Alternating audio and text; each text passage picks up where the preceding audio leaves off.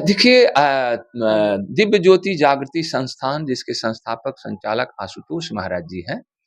और आशुतोष महाराज जी ने जिन सनातन पुरातन उस ज्ञान विज्ञान को हर गृहस्थी और जो भी मंच पर बैठे संत समाज को देख रहे हैं, तो इन्हें भी वही अंतर की जागृति करके उस सनातन आत्मा का बोध करा करके जब वो लोग ध्यान साधना करते हैं, तो ऐसे पूर्ण गुरु की कृपा से ही, उनकी प्रेरणा से ही समाज को भी वही जगा रहे हैं, संदेश दे रहे हैं कि शिक्षा तो लीजिए, कथा कहानियां तो सुनिए, भजन कीर्तन तो सुनिए, लेकिन केवल शिक्षा तक सीमित मत रहिए।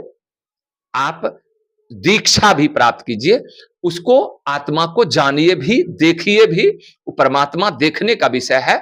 मनुष्य जीवन इसलिए हमारे संतों महापुरुषों ने कहा कि भई प्रापत मानुख देहोरिया, गोविंद मिलन की ए तेरे बरिया। भगवान कृष्ण ने अर्जुन को केवल शिक्षा नहीं दिया, दीक्षा भी दिया, दिखाया भी। शिक्षा तक सीमित रहा जो बात भगवान कृष्ण अर्जुन को बता रहे थे, संजय धृतराष्ट्र को वही बात बताया। लेकिन संजय का मोह दूर नहीं हुआ, अंधकार दूर नहीं, धृतराष्ट्र का अंधकार दूर नहीं हुआ। जो संजय बता रहे थे कृष्ण की हूबहू बात को धृतराष्ट्र को, तो वो बातों तक, शिक्षाओं तक सीमित रहा, अंधकार में ही रह गए। अर्जुन जिज्ञासु बन के पूछा, समझा, बूझा, देखा, और तत्पश्चात भगवान कृष्ण ने जो मार्गदर्शन किया कि अब तू ध्यान भी कर और युद्ध भी कर, किया, कर्तव्य के लिए खड़ा हुआ। आज यही सीख हर मनुष्य को लेना चाहिए कि सत्संग, प्रवचन, कथा, कहानियां, सब कुछ, भागवत कथा, राम कथा, सब कुछ करें, अच्छी बात है। समाज कुछ तो प्रेरणा मिल रही है, लेकिन इस जनमानस को यह सीखना चाहिए कि जैसे भोजन की केवल बात करने से भूख नहीं मिटेगी, ऐसे केवल जिंदगी भर कथा कहानी सुनने से, जो कथा भगवान ने जो कहा है वो कीजिए भी, स्वयं को भी जानिए, आत्म तत्व का भी दर्शन। तो इस कार्यक्रम 5 दिवसीय श्री रामचरितमानस गीता विवेचना का उद्देश्य भी यही है कि समाज केवल बातों तक सीमित न रहे, जगे। और जागने का मतलब होता है इस दृष्टि का खुलना, आत्म दर्शन करना।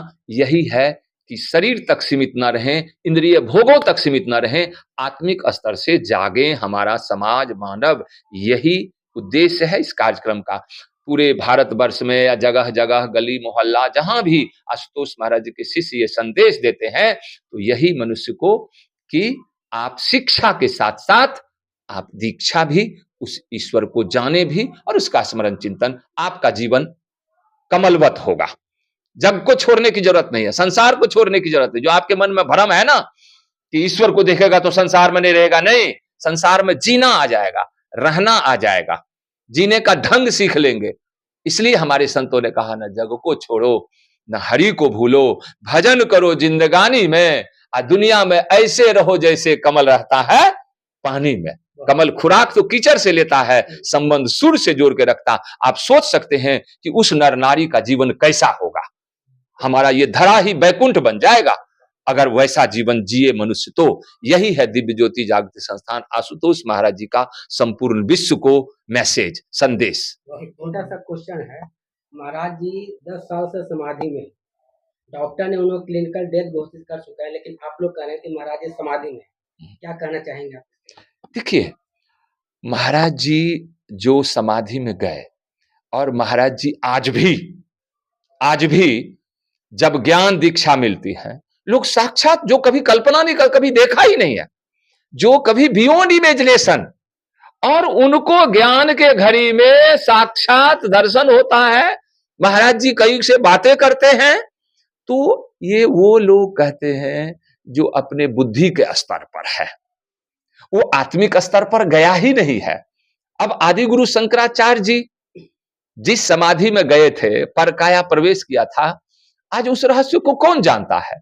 और एक नहीं, हमारे इस भारत वर्ष ऋषि मुनियों का देश है।